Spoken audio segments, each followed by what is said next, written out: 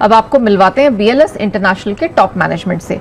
Company ने Turkey की company आई data का अधिग्रहण किया है, तो नई डील से कंपनी को कितने ग्रोथ का अनुमान है, इस सब पर बात करने के लिए हमारे साथ कंपनी के top management joint MD Shikhar Agarwal ji show में शामिल हो चुके हैं। Mister Agarwal sir, good morning, बहुत स्वागत है आपका जी बिजनेस पे। सर, सबसे पहले तो बधाई आपको इस एक्विजिशन के लिए। जरा बताइए, अब दूसरी तिमाही में आपकी टॉप लाइन पर इस एक्विजिशन का कितना इम्पैक्ट देखने को मिलेगा? बिल्कुल नेहा जी, जैसे आप जानते हैं हम लोगों ने ये एक्विजिशन कुछ महीनों पहले अनाउंस करी थी और कल ये कंप्लीट हुई है एक्विजिशन। हमने 720 करोड़ रुपए ट्रांसफर करे हैं। इस एक्विजिशन 100% शेयर होल्डिंग ली है आई डाटा के अंदर। ये एक्विजिशन हमने इंटरनल एक्रूवल्स और थोड़ी सी डेट भी ली है इस एक्विजिशन को फंड करने के लिए।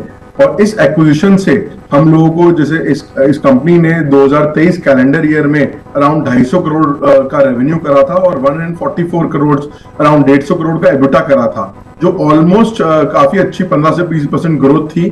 बिकॉज 2022 में उन्होंने 180 करोड़ और 108 करोड़ का एबिटा करा था। तो हमें लगता है इस एक्विजिशन से हमें काफी फायदा मिलने वाला है। इन कंपनी के ऑफिसेस 37 सिटीज के अंदर 37 वैक्स 14 से ज्यादा कंट्रीज में लोग ऑपरेट कर रहे हैं। तो मुझे ये लगता है कि हमारी इस एक्विजिशन से काफी ज्यादा फायदा मिलने वाला है। ऑलराइट, चलिए, तो क्लियरली यहाँ पे न्यू ग्रोथ एरियाज और ज्योग्राफीज आपके लिए खुलती हुई दिखाई दे रही हैं। अच्छा, अब हमने नोटिस किया कि आपकी बुक्स में इस समय 1135 करोड़ के आसपास का कैश है, तो क्या इसका इस्तेमाल और आगे एक्विजिशंस के लिए आप करने की सोच रहे हैं? देखिए, इस 1100 करोड़ कैश के अंदर 300 करोड़ तो हमारा ई सर्विसेज का कैश है, जो हमने IPO करके पैसा रेस करा था। उसके अंदर हमने ऑलरेडी की एक्विजिशन अनाउंस कर दी है। जो एक्विजिशन है, जो 55% हम ले रहे हैं, तो वो पैसा तो उसी में यूटिलाइज होगा। जो पैसा BLS इंटरनेशनल में है, उसमें एक मेजर चंक इस आई डाटा एक्विजिशन के लिए कल पे ऑफ हो चुका है, तो उतने से पैसा हमारा कम हो गया है बुक्स के अंदर। और उसके अलावा भी हम कई एक्विजिशंस देख रहे हैं सीरियसली ग्लोबल लेवल पर वीजा प्लेयर्स के अंदर। तो मुझे लगता है बहुत जल्दी हम उनको भी अनाउंस करेंगे, तो हमें ये पैसा उसके अंदर यूटिलाइज होगा और आगे जाकर हम मे भी ये भी देख सकते हैं कि कुछ डेट या कुछ लेनी पड़े और पैसा रेस करने के लिए। बट हमें लगता है इस एक्विजिशन से, अगर आप देखें, एबिटा मार्जिन इस कंपनी के काफी अच्छे हैं। 145 करोड़ का लोग एबिटा कर रहे हैं 300 करोड़ के रेवेन्यू पे, तो अराउंड 45% का एबिटा है। तो हमें लगता है कि हमारे भी इस साल 400-500 या उससे अधिक basis points EBITDA margin BLS international के बढ़ने चाहिए। ऑलराइट, अच्छा, अब ये बताइए कि इस वित्त वर्ष में कोई बड़े मेजर कॉन्ट्रैक्ट रिन्यूअल्स हैं जो हमें आपकी कंपनी की तरफ से देखने को मिल सकते हैं? बिल्कुल नेहा जी, अगर आप देखें, हमने लास्ट 6 महीने 1 साल के अंदर ही काफी बड़े कॉन्ट्रैक्ट्स जीते हैं। स्लोवाकिया गवर्नमेंट का ग्लोबल कॉन्ट्रैक्ट जीता है हमने, इटली गवर्नमेंट के कई कॉन्ट्रैक्ट्स जीते हैं, पोर्चुगल, पोलैंड, चेक रिपब्लिक, हंगरी।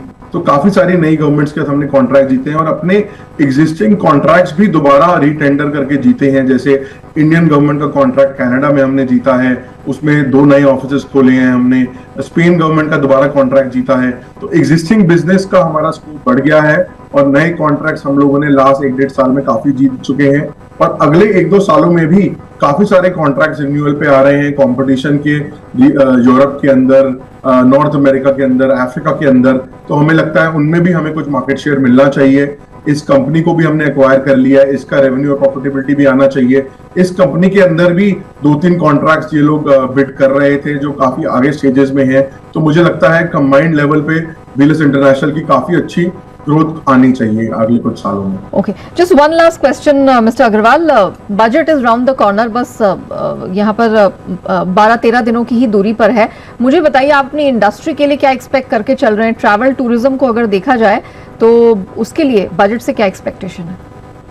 देखिए, अगर आप देखें ग्लोबली, तो यूरोपियन इकोनॉमीज और बहुत सारी कंट्री टूरिज्म एक मेजर चंक ऑफ GDP उनका कॉन्सेंट्रेट करता है, बिकॉज वो गवर्नमेंट्स भी काफी अच्छे इंसेंटिव देती हैं टूरिज्म इकोनॉमी को बढ़ाने के लिए। तो सेम चीज आई थिंक इंडियन गवर्नमेंट भी बहुत अच्छे इनिशिएटिव्स ले रही है। अगर आप देखें, बहुत सारे एरियाज डेवलप हुए हैं, अयोध्या से लेकर अलग अलग रिलीजियस टूरिज्म भी बढ़ गया है, अलग अलग इंफ्रास्ट्रक्चर बहुत बड़ा है, फ्लाइट कनेक्टिविटी बहुत अच्छी हुई है। तो मुझे लगता है आने वाले कुछ सालों में टूरिज्म इंडियन गवर्नमेंट बहुत फोकस कर रही है कि फॉरेनर्स बहुत इंडिया आए, उसके लिए इंसेंटिव्स भी दे रही है। और मैं आगे जाकर यही चाहूंगा कि और इंसेंटिव और टैक्स ब्रेक्स मिले होटल इंडस्ट्री को, एविएशन इंडस्ट्री को, वीजा इंडस्ट्री को, जिससे ज्यादा से ज्यादा फॉरेनर्स इंडिया आ पाए और ज्यादा से ज्यादा ईज हो पाए उनके लिए ट्रैवल करना। Alright mister Agarwal, it was a pleasure speaking with you. Thank you so much हमारे साथ जुड़ने के लिए और पूरी डिटेल्स शेयर करने के लिए। तो ये खास एक्सक्लूसिव इंटरव्यू आपने देखा BLS के मैनेजमेंट के साथ सिर्फ और सिर्फ जी